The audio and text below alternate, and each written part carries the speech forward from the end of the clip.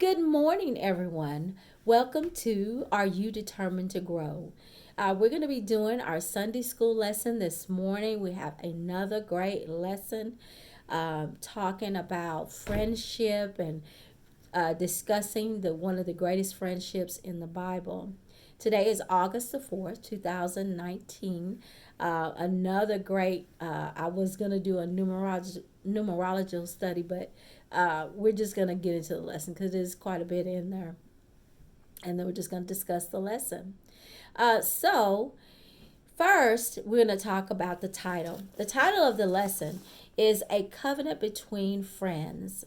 The scripture is coming from 1 Samuel 18 1 through 5, and then 1 Samuel 19 1 through 7. And we're just going to break it down like we always do.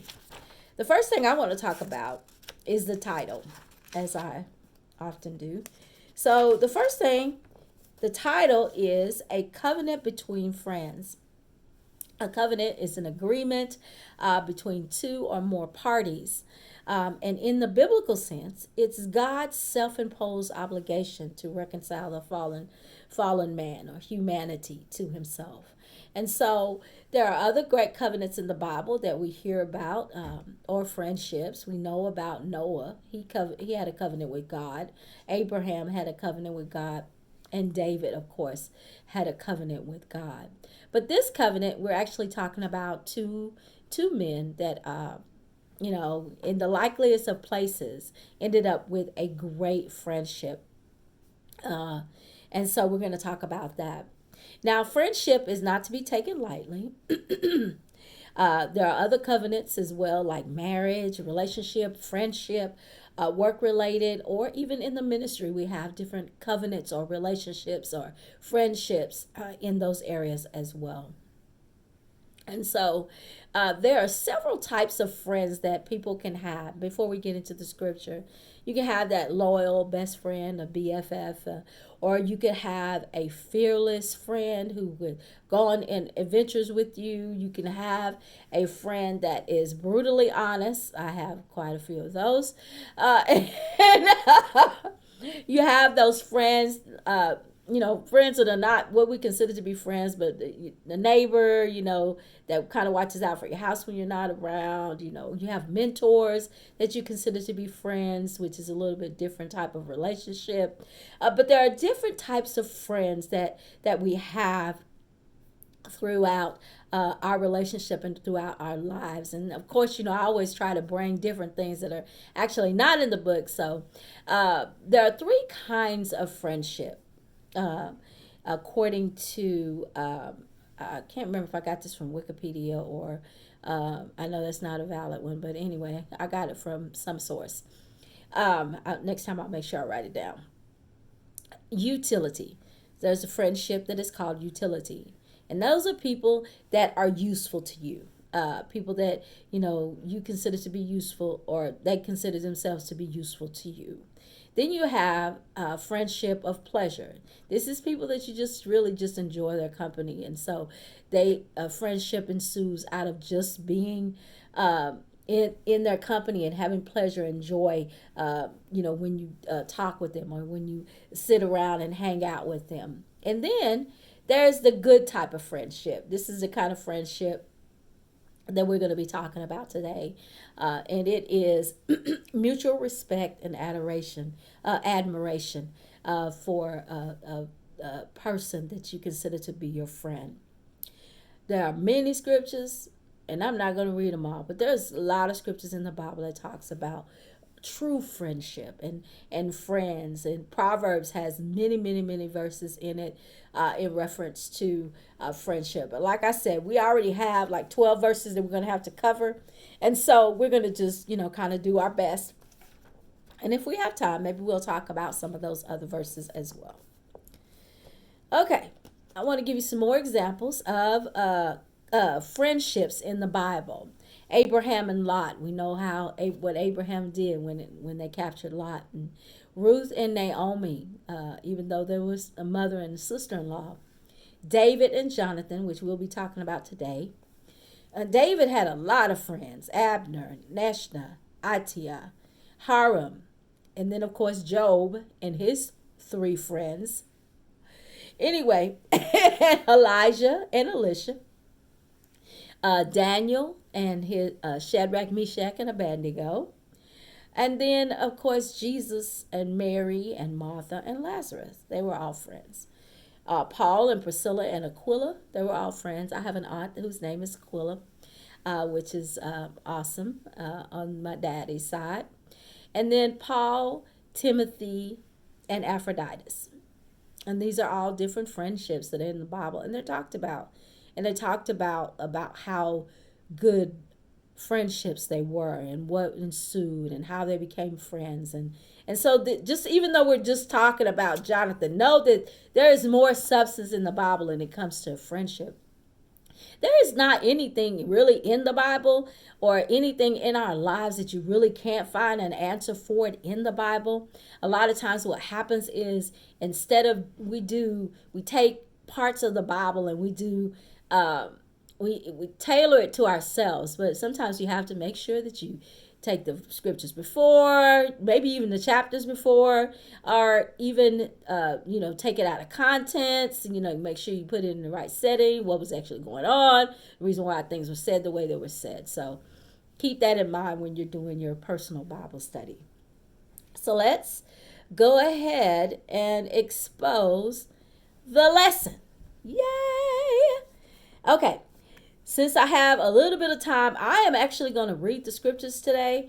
Normally I don't. Well, I don't know if I can read the script. I'll try. I'm gonna read the first 5 verses, and then we'll go back and talk about them. So, 1 Samuel 18, 1 through 5.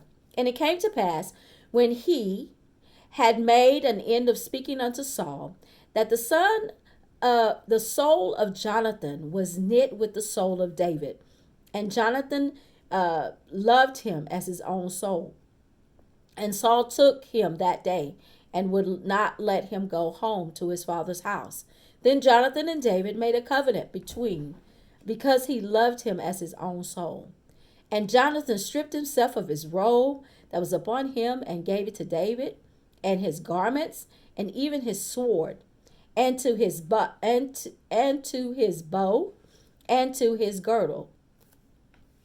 Verse 5.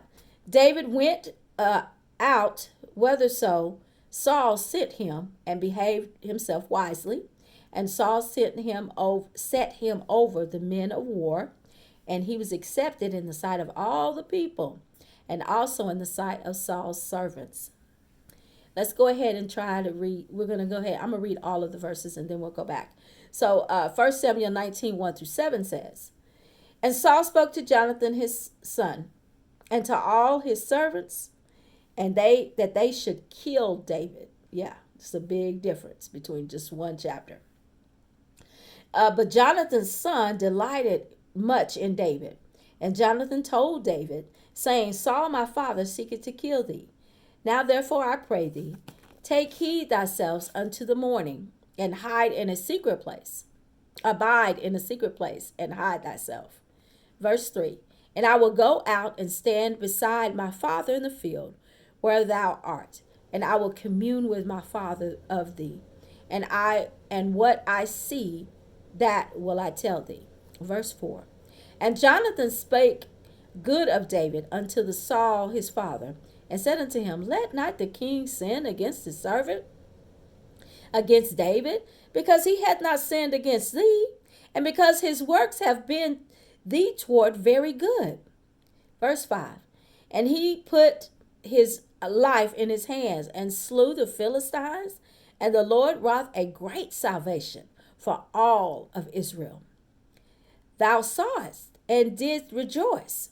Wherefore wilt thou sin against innocent blood, to slay David without a cause? Verse 6. And Saul hearkened unto the voice of Jonathan, and Saul swore, As the Lord liveth, he shall not be slain. And verse 7. Jonathan called David, and Jonathan showed him all these things. And Jonathan brought David to Saul, and he was in his presence as in times past. So in other words, he restored him to where he was before. Okay. All right. So the first thing before we go straight into the lesson, I also want to give you my anagram for friendship or friend. A friend is faithful. A friend is real and honest. A friend shows integrity. A friend is engaged in the things that you are engaged in. A friend is necessary, and a friend is devoted. And that's my anagram for a friend. So let's look at verse 1. In verse 1, you see the admiration turn into true friendship. It says that Jonathan's soul was knitted to David. Knitting, of course, I don't knit, but I know many people do, and they say the first stitch is the most important stitch to have. But knitting, it just means to join together, cause to be united. And so Jonathan's soul was entwined in with David's, and so he became David's um, friend in that very moment. And in the first verse, the he's talking is obviously that's David. And of course, a lot of things have happened, during this time. So let me give a little bit of history. Let me go back and talk about what has happened thus far. Before this chapter begins, Saul is constantly being disobedient. He first gives an unlawful sacrifice because he didn't feel like waiting on Samuel. He waited 7 days and then he gave in to the people because the people wanted to make a sacrifice. And so because of his impatience, he followed the crowd. He does this often. Then when they were at war with the Philistines or at war with Amalek, God told him, go up and kill everything down to the children, the cattle, everything needs to be destroyed. Another likely thing about that is that because he didn't do what they said, they had war with the Amalekites often. They would go back and forth and back and forth. Israel would have war with the Amalekites. So that's another reason why when God tells you to do something specific, you definitely have to do exactly what God tells you to do. And so what he did was they kept some of the choicest animals, called themselves, saying that they're going to sacrifice it to the Lord. And then they kept the king alive, King Agag. They kept him alive. And so at this point, because he didn't obey God exactly what he was supposed to do, that was when the kingdom was ripped from him. And it was actually handed over to, it wasn't actually handed over at that time, but, that was the process of handing it over to David at that time. Another reason why Saul was really in enmity with David. So David was anointed as king.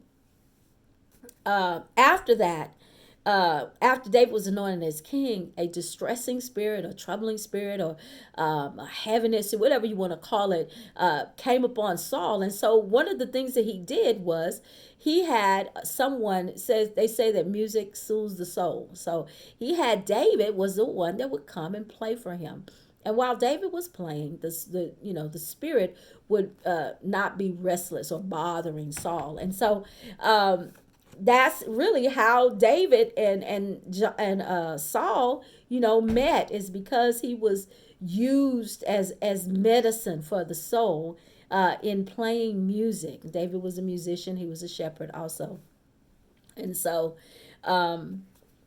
then another thing that happened before we get to the chapter that we're in is David killed Goliath and defeated the Philistines. So think about all of this going on. Of course, you are king of Israel.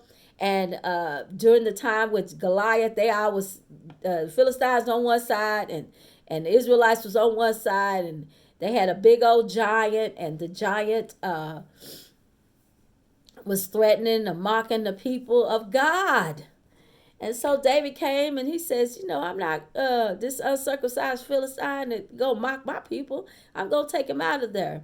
And so in doing that, actually what David did, he really actually put a target on his back because Saul was very, let me give you some of the characteristics. I can't get there. I'm going to get ahead of myself. Let me not get ahead of myself. Let me back up. Let's go to verse 2 first. So King Saul required, because of him being king, He could take anybody in the kingdom. So he actually, put David into service for him. Obviously, and he also made him men over the set him over the war. I mean, he set him over the army. Okay, so in verse 3, David, you see the commitment of David and Jonathan again. Mutual friendship increased even the more, and they made a covenant. You watch my back, and I watch yours, pretty much. And so you can see that it's continuing to grow. And the verses that they chose for us for Sunday is they chose to show just the part of where their relationship began to grow even the more. And you see in verse 4, when you have someone that is a true friend, they always want to do something for you. And you, as a friend to them, want to do something for them as well. And so you see, Jonathan shows and take to show his true friendship, or how much he really, really cares about David, by giving him some gifts. And so some of the gifts that he gave him first was the robe. So let's talk about the robe. Robe is actually like a semblance of honor and position. If you'll notice that in the Bible days, women who were virgins, they had a particular robe they wore, particular garments that they wore. Obviously, if you were in the royal house, you had different particular garments that you wore that signified your position and your honor and your authority. And so he hands him this robe, and he says to him in a sense, you're now a part of my family. You're just like me. And so he's letting him know that we are no different. I'm in the royal house, and whatever I have, you got. Pretty much is what he's saying. So he's letting them know that our friendship is so important to me that it doesn't matter where I'm at or what position I hold in the kingdom. You just like me. And that's an awesome thing, for someone to love you that much that they feel like you are in a position, or that they want to give you their position. Oh man, think about that. That was so selfless. And so then he gives him his garments so he could be covered with royal authority. He gives him a sword, so that's the symbolization of power. He gives him his bow, which is symbolization of protection. Then he gives him a girdle. Now, the first thing, of course, as a woman, I'm thinking about this thing that confines you, and you stick it on, and you wonder to yourself, oh my God. But it's supposed to give you support and push everything in, so you can get into that dress you probably don't need to be in the first place. But the girdle that we're talking about here is actually, it's really like a belt to keep their garments up and on and support the garment. And so that was what he was saying. So the belt is a sign of stability, a sign of support. It's also a preparation or readiness to serve. So he's giving him and letting him know that I support you. I support you in all that you do. We are truly friends, and I thank you for being a part of my friend. Thank you for being a friend. I don't know where I got that from. I want to say it's probably Cheers song or whatever, but so he's giving them, these things are not just gifts. They have a meaning. They have a purpose. They're telling us something about Jonathan's love and commitment and covenant with David. And it's mutual. It's a mutual thing, because you can tell how it is accepted from David, that it was mutual, and they had the same mutual respect and honor for one another. So let me tell you, in verse 5, we get to see some of the characteristics of David. But I want to contrast those with the characteristics of Saul. And so we see that David was obedient. He did what Saul had told him to do. On the other hand, we see that Saul was disobedient by doing the unlawful sacrifices and keeping all the people and giving in to the people, giving in to his own self too as well. So we don't want to make it seem like he was just being pushed by the people, because a lot of times people can tell you things or try to get you to do things, but if it's against your character, you won't do it. unless of course they're holding a gun to your head, then you may do some things that you not necessarily want to do. So let's do this. So then the other characteristics was that it talks about David being wise. He showed himself to be wise. So he took time out and he was wise in the things that he did. He was strategic in how he handled the people, how he handled the people of war as well. And where you see that Saul was foolish.